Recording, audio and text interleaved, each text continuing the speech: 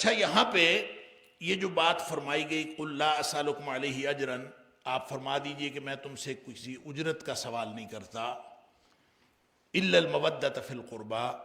سوائے رشتہ داری کی محبت کے، رشتہ داری کی محبت کے علاوہ میں کچھ اور سوال نہیں کرتا۔ یہ قربہ جو ہے یہ قربتن سے مصدر ہے، ایک محبت، اور یہ جو فی ہے المودۃ فی جو ہے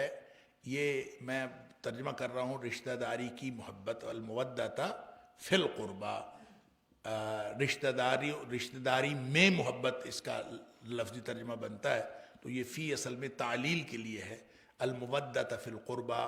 کہ یہ رشتہ داری کی محبت جو ہے اس کا سوال کرتا ہوں۔ اب اس کا کیا مطلب ہے رشتہ داری کی محبت کا سوال کرتا ہوں؟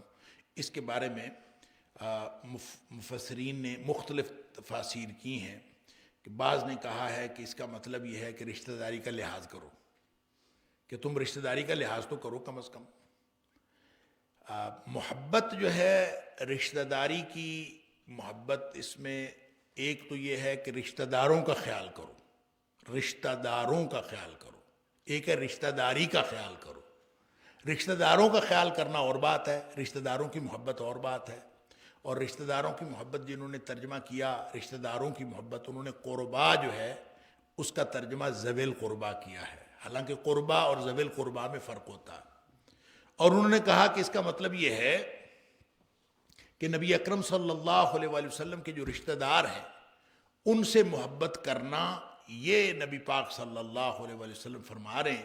اللہ نے ان سے یہ کہلوایا ہے کہ تم لوگ اگر،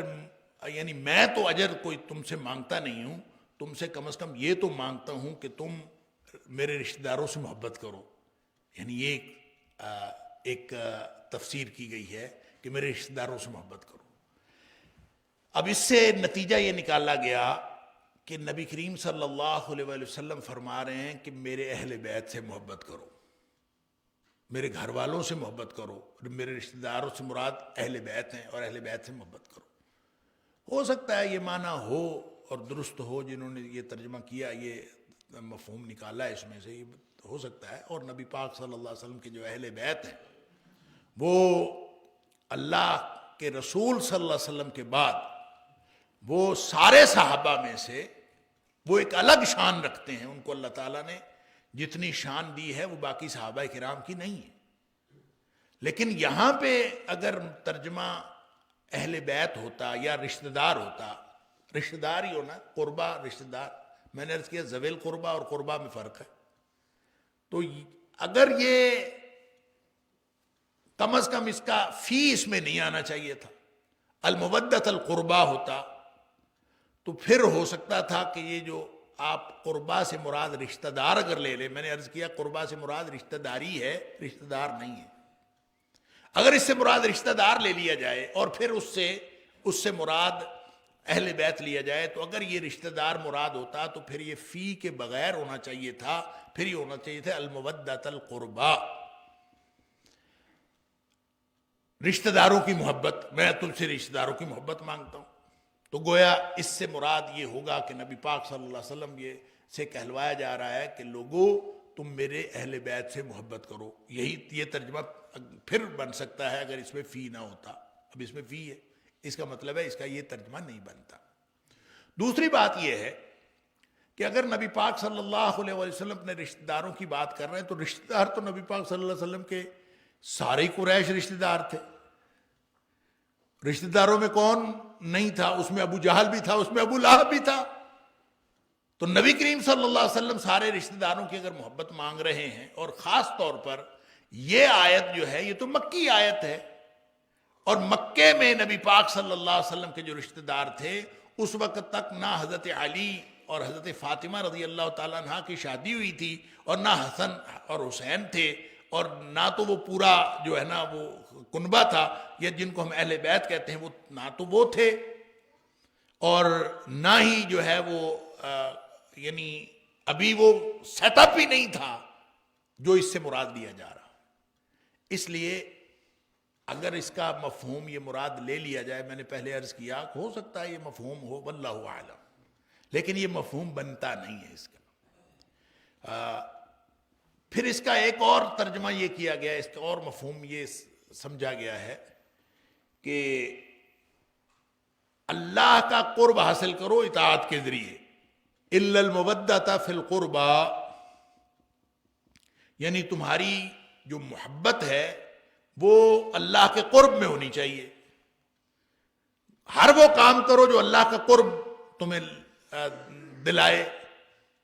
تو بھئی بات تو کی جا رہی ہے کافروں سے،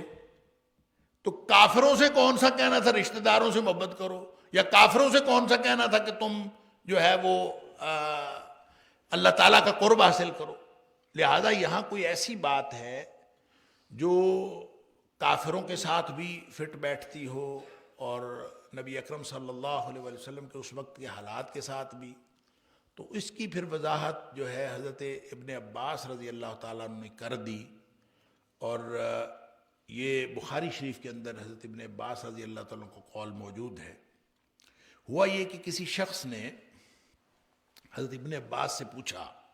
کہ الا المودۃ فی القربى کا کیا معنی؟ تو ابھی پوچھا تھا ان سے کہ الا المودۃ فی القربى کا کیا معنی ہے، تو سعید بن جبیر رضی اللہ تعالی عنہ، سعید بن جبیر وہاں پہ موجود تھے، تو سعید بن جبیر نے حضرت ابن عباس سے سوال ہوا تھا، تو سعید بن جبیر جو ہے وہ بول پڑے، وہ کہتے ہیں کہ اس سے مراد ہے قربا آل محمد صلی اللہ علیہ وسلم، اس سے مراد ہے نبی کریم صلی اللہ علیہ وسلم کے رشتہ دار، یہ مراد ہے۔ یعنی انہوں نے پہلے ہی، حضرت سعید بن جبیر نے پہلے ہی بات کر دی، اور حضرت ابن عباس رضی اللہ تعالیٰ ابھی بولے ہی نہیں تھے تو انہوں نے یہ بات کر دی۔ اس پر حضرت ابن عباس رضی اللہ تعالیٰ نے فرمایا عجلتا، آپ نے جلدی کر دی، یعنی حضرت سعید بن جبیر سے کہا آپ نے جلدی کر دی، یعنی میں تو ابھی بولا نہیں، تو آپ نے جلدی کر دی، اور کوئی بات بھی ایسی کی ہے جو درست نہیں ہے، عجلتا، آپ نے جلدی کی ہے۔ لم یکن بطن من قریش الا کان لہ فیہم قربہ، وہ کہتے ہیں کہ تو نے جلدی کی ہے، اور قریش کے جو پورے کے پورے قریش ہیں سارے تو نبی پاک صلی اللہ علیہ وسلم کے رشتہ دار ہیں، لہذا اگر اس سے مراد نبی پاک صلی اللہ علیہ وسلم کے رشتہ دار ہوں اور المودۃ فی القربى اس سے مراد ہو، تو اس کا مطلب ہے کس کس سے محبت کرنی ہے، تو یہ اس سے مراد نہیں ہے، بلکہ پھر حضرت ابن عباس رضی اللہ تعالیٰ نے اس کی وضاحت کی، اس کا معنی ہے الا ان تصلوا ما بین وبینکم من قرابۃ، اس کا معنی یہ ہے کہ میرے اور تمہارے درمیان جو رشتہ داری ہے نا اس کو ملاؤ، اس کا لحاظ رکھو۔ لہذا نبی کریم صلی اللہ علیہ وآلہ وسلم سے گویا یہ کہلوایا جا رہا ہے کہ اے نبی صلی اللہ علیہ وسلم قل لا اسألکم علیہ اجرا، میں تم سے کوئی اجرت تو مانگتا نہیں ہوں، الا المودۃ فی القربى، جو رشتہ داری تمہاری میری موجود ہے اس میں تو کم از کم لحاظ کرو، اس کا، اس رشتہ داری کا تو لحاظ کرو۔ مودہ سے مراد حضرت ابن عباس رضی اللہ عنہ نے فرمایا رشتہ داری کو ملانا ہے، کہ تاکہ تم الا ان تصلوا، تاکہ تم ملاؤ اس رشتہ داری کو، گویا رشتہ داری کا تو لحاظ کر لو، اس لیے تم میری مخالفت میں اس حد تک نہ جاؤ جس حد تک پرائے جاتے ہیں، تم اپنا رشتہ داری تو سمجھو، تو رشتہ داری کا لحاظ تو کر لو۔ تو رشتہ داری کا لحاظ رکھنا اصل میں اس کا معنی ہے الا المودۃ فی القربى، کہ تم رشتہ داری کا لحاظ کرو، رشتہ دار مراد نہیں ہے، رشتہ داری کا لحاظ مراد ہے۔ نبی پاک صلی اللہ علیہ وآلہ وسلم کے رشتہ دار تھے سارے کے سارے جو آپ کی مخالفت کر رہے تھے، ان کو یہ کہا جا رہا ہے کہ تم مخالفت میں اس حد تک نہ جاؤ کہ تم یہ رشتہ داری کا لحاظ ہی چھوڑ دو، تو رشتہ داری کا تو کم از کم لحاظ کرو، الا المودۃ فی القربى، یہ ان کے بارے میں کہا گیا، اور میں تم سے کوئی اجر نہیں مانگتا۔ اور دوسری بات یہ ہے کہ جیسے باقی نبیوں کے بارے میں بھی اللہ تعالیٰ نے قرآن میں فرمایا کہ انہوں نے ہر نبی نے یہ کہا اپنی امت سے کہ میں تم سے اجر نہیں مانگتا، کہ میرا اجر تو اب رب العالمین کے پاس ہے. تو ہر نبی نے یہ کہا کہ میرا اجر تو رب العالمین کے پاس ہے. تو نبی پاک صلی اللہ علیہ وسلم سے کوئی ان سے اجر نہیں مانگ رہے تھے. گویا الا المودۃ فی القربا جو ہے یہ کوئی وجہ نہیں ہے، اجر کا متبادل نہیں ہے یہ،